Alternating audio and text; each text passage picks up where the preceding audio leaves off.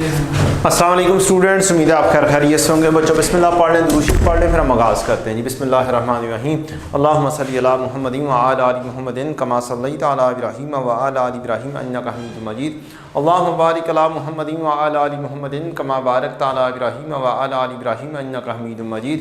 Rabbi इश्रह ली सदरी व यस्सिर ली अमरी वहलुल उक़दतम मिन लिसानी यफ़क़हू क़ौली। रब्बि ज़िदनी इल्मा रब्बि यस्सिर व ला तुअस्सिर व तम्मिम बिल खैर। आई कैप का चैप्टर नंबर 1 थेरी के पर्सपेक्टिव से बहुत इम्पोर्टेंट है। मेरी बुक में वो चैप्टर नंबर 10 पर जाकर आएगी, जस्ट थेरी, इसका कॉन्सेप्ट्स, इनकी बिल्डिंग कॉन्सेप्ट्स और बाकी सारी बातें हमने चैप्टर 1 में, मेरे बुक के चैप्टर 1 में डिस्कस कर लिया हुआ है। अब जस्ट इसको in detail word by word हमने डिस्कस करना है कि इसमें जो लाइंस लिखी हुई हैं उनका क्या क्या कुछ मतलब है, ताकि आप आराम से इससे रिलेटेड MCQs कर सकें। दो टर्मिनोलॉजीज़ हैं, एक बुक कीपिंग और एक अकाउंटिंग। ये अक्सर औक़ात इंटरमिंगल कर दी जाती हैं, एक दूसरे के अंदर मिक्सिंग कर दी जाती है, लेकिन जो बुक कीपिंग है ये बहुत थोड़ा सा काम है। आपने जर्नल एंट्री पास कर दी, जर्नल एंट्री से आपने लेजर बना लिए, टी अकाउंट बना लिए, हद से हद ट्रायल बैलेंस बना लिया, ये आपकी बुक कीपिंग हो गई है। ठीक, किताबें लिख ली। बुक कीपिंग क्या है? Only recording financial transaction. क्या है? सिर्फ जर्नल एंट्रीज या बुक्स ऑफ प्राइम एंट्रीज बना ली। Whereas accounting is a broader term, ये बहुत बड़ी टर्म है। इसके अंदर उनको समराइज करना मीन्स ट्रायल बैलेंस बनाना, लेजर बनाना, एनालिसिस करना, फिर ये जो ट्रांजैक्शन रिकॉर्ड हुई हैं, ट्रायल बैलेंस बनेगा, स्टेटमेंट ऑफ फाइनेंशियल पोजीशन बनेगी, स्टेटमेंट ऑफ कंप्रीहेंसिव बनेगी। 5 चीज़ें बनाई जाती हैं। Number 1 statement of financial position, number 2 statement of comprehensive income. ये दोनों चीज़ें आपको बनानी आती हैं। बाकी के 3 नाम याद करने हैं। Statement of changes in equity, statement of cash flow, cash का आना कैश का जाना स्टेटमेंट फॉर्म में बनाना, और notes to the financial statement. ये 5 चीज़ें बनती हैं। अच्छा, अब 2 चीज़ें पढ़ी हैं। एक है 5 एलिमेंट्स जो पहले दिन पढ़े थे, एसेट, लायबिलिटी, इक्विटी, इनकम और एक्सपेंसेस। ये एलिमेंट्स ऑफ फाइनेंशियल स्टेटमेंट्स हैं। ऑन अदर हैंड दूसरी चीज़ क्या है? आपके 5 कंपोनेंट्स ऑफ फाइनेंशियल स्टेटमेंट्स हैं, तो ये नाम याद रखना है। कंपोनेंट्स हैं statement of financial position, statement of comprehensive income, statement of changes in equity, statement of cash flow and state notes to the financial statements. Elements जो पहले दिन पढ़े थे। अच्छा जी, तो अकाउंटिंग बहुत ब्रॉडर टर्म है, इसमें ये 3 वर्ड्स याद रख लें, समराइजिंग, एनालाइजिंग एंड रिपोर्टिंग, क्योंकि जो एग्जामिनर है वो आपको वर्ड बाय वर्ड भी चीज़ें पूछ लेता है। बिजनेस ट्रांजैक्शन क्या है? Business transaction is an economic event.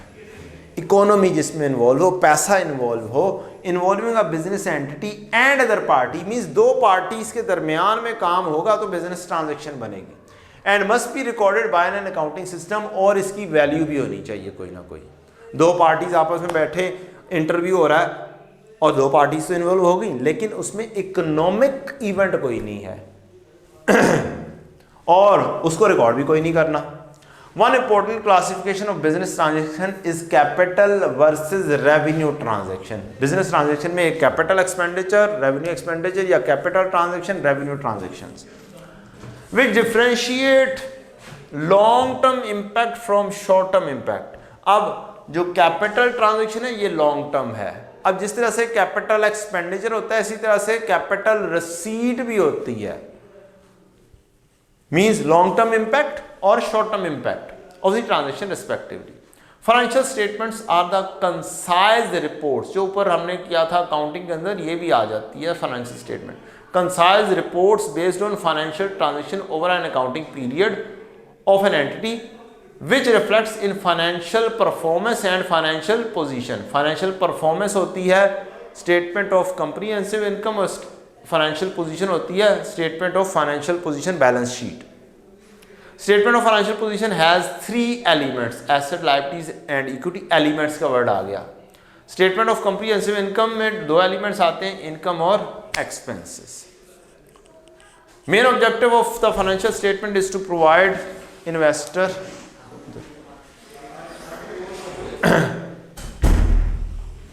Main objective of financial statement is to provide investors, lenders, creditors and other users with the relevant and reliable information।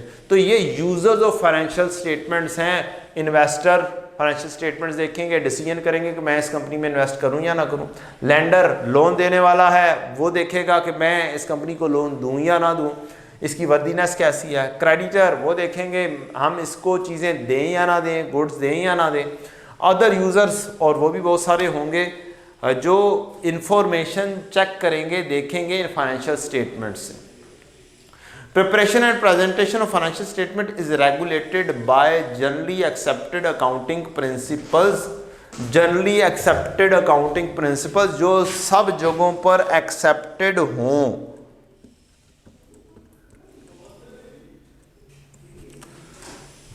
जो कि पाकिस्तान में क्या है, कंपनीज एक्ट है। कंपनीज एक्ट के तहत हम चलते हैं। और दूसरा है international financial reporting standards, IFRS। Every business transaction has dual aspects, यानी कि खब्बा डेबिट तो सज्जा credit, debit and credit. The double entry book keeping makes it possible to process large volume of transaction and maintains the accounting equation. तो ये large जो accounting transaction है उनको भी मैनेज कर देती है और अकाउंटिंग इक्वेशन को भी क्या रखती है, बैलेंस रखती है। अब आपको क्वेश्चन कैसे आ सकता है, थोड़ा सा idea. Which of the following statements are true. अब आपके जेहन में भी एक बात होनी चाहिए और कुछ थोड़ा बहुत रट्टा भी होना चाहिए। Accounting can be described as only recording financial transaction. नहीं, अकाउंटिंग तो नहीं है, अकाउंटिंग ब्रॉडर टर्म है। Book keeping includes recording, summarising, analysing. तो बुक कीपिंग में नहीं शामिल है, बुक कीपिंग सिर्फ रिकॉर्डिंग है, तो दोनों गलत है। Which of the following statements are true. Accounting can be described at the recording and summarising of transaction. Yes, इसको कहा जा सकता है। Financial accounting describes the production of a statement of financial position and statement of profit and loss for the internal use. ये financial accounting नीचे जाके आ जाएगी कि ये इंटरनल यूज है या एक्सटर्नल यूज। फाइनेंशियल अकाउंटिंग ये जो चीज़ें बनाती हैं ये एक्सटर्नल यूज के लिए बेसिकली बनाते हैं। अभी हमने ऊपर पढ़ा कि ये मुख्तलिफ यूजर्स होते हैं। तो इसके अंदर financial statements are not only for internal use, ये एक्सटर्नल यूज के लिए भी होती हैं। लिहाजा सिर्फ और सिर्फ पहली ठीक है। तो इस तरीके से आपको क्वेश्चंस आ सकते हैं। एलिमेंट्स के ऊपर आ सकता है आपको question. What are the 3 elements of statement of financial position. Asset, liability, equity. Asset, liability, equity. B option is correct. How are capital transaction different from the revenue transaction. Capital की transaction, revenue की transaction long term और short term के हिसाब से। Capital transaction have no financial impact. नहीं, ऐसा तो नहीं होता। Capital transaction have short term. नहीं, ये भी नहीं है। Capital transaction have long term impact while the revenue transaction has short term impact। ये सी ऑप्शन इज करेक्ट, कोई डिफरेंस नहीं है। चौथी ऑप्शन भी गलत। तो आपके जहन में बातें होनी चाहिए जो उनसी ऊपर थ्योरी में लिखी हुई हैं और नीचे आपके सामने क्या है, एमसीक्यूज हैं। What is the primary focus of book keeping. Book keeping means recording करना, recording financial transaction. C option is correct. तो आपने इस तरीके से मेमोराइज करनी है चीज़ और फिर उससे नीचे जब आप एमसीक्यूज करेंगे तो इंशाल्लाह मजीद वो बेहतर हो जाएगी।